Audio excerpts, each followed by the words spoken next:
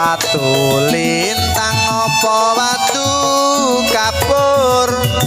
babakan seni aja maido akeh sing kondang de akeh sing misuwur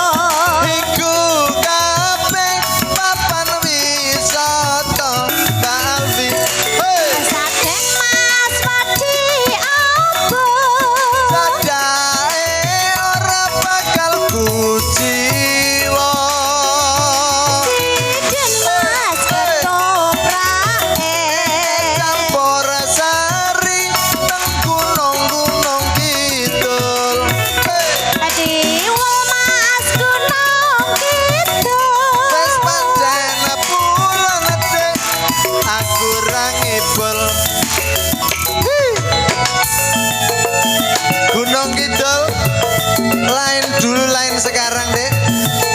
sekarang istimewa mas serba maju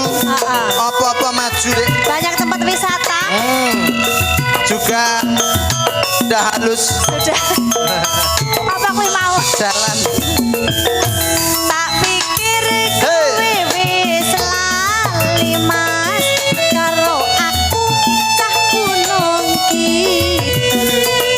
eling-eling panggonane dhuwur ratah ayojo sawetan Bantul sing kondang dek gaplek lan dewul watu lintang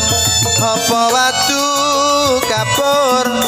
babakan seni aja maido akeh sing kondang dek akeh sing misuwur contone